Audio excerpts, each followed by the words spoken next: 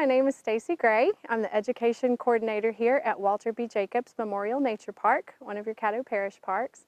And welcome to our virtual Bugs, Bats, and Bones event. Each Friday in October, you're going to meet a different creature from Halloween's creepiest lineup and discover that they're not as scary as you think. So today we're going to meet an animal that almost everybody thinks of as creepy, and I think it all has to do with what he eats and the way he looks. So we're going to meet a vulture. So here in Caddo Parish we have two types of vultures. We have the black vulture, which is completely black, head to tail, and then we have the turkey vulture, which can be identified by its red featherless head, and its feathers tend to be a little browner too. Vultures are obviously a large bird. They have a wingspan of about 5 to 6 feet, which is about as tall as I am.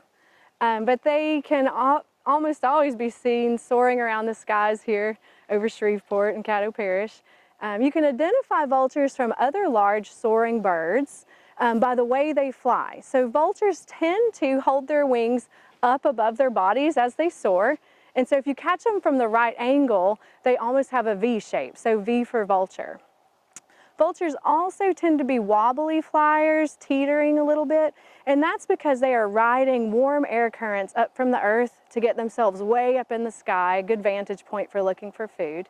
And anybody who's ever ridden on an airplane understands turbulence. So as the vultures move through those air currents, they do tend to wobble just a little bit. But speaking of finding food, that's one of the reasons that a lot of people think vultures are creepy. So they are scavengers. They do eat dead animals, or carrion, as we like to say. But imagine if they didn't.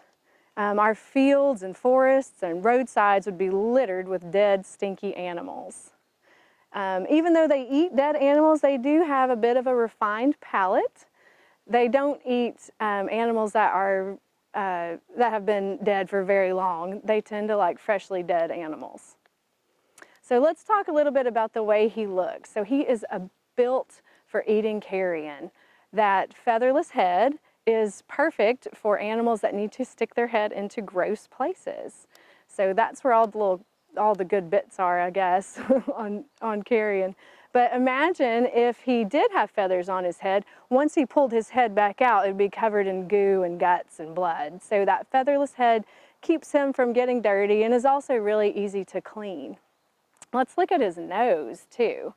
So his nostrils are actually protected with this bony plate that goes over the front of his head there. And that keeps blood and guts and stuff from going up into his nostrils as he sticks his head in to get a bite. And you'll notice too that you can see all the way through that bony plate. And that is designed so that it's easy to clean too. If something were to happen to get stuck in there while he was eating, it's easy to push or pull out, easy to take care of.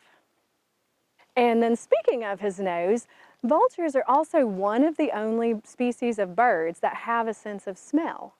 So you probably were told as a kid not to touch baby birds in the nest because the mother would smell that you had been there and then abandon her young. So that is a lie that children have been told over generations.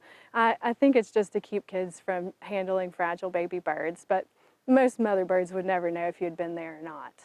But for vultures, it's very helpful to have a sense of smell because once they're up in the sky soaring around searching for food, it's not very, or it's kind of tough to find dead animals by sight since they don't move, but it is pretty easy to smell dead animals from up in the skies.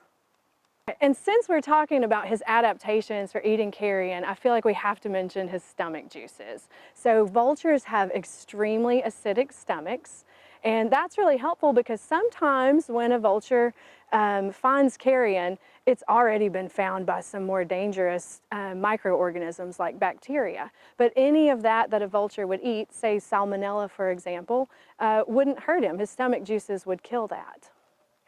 And then lastly, if you still need another reason to love vultures, one that I think is a good one, is that they are really great parents.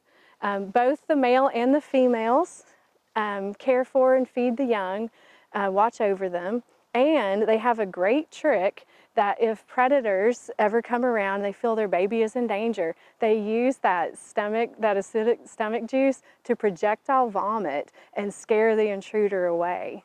So they're really, really good parents.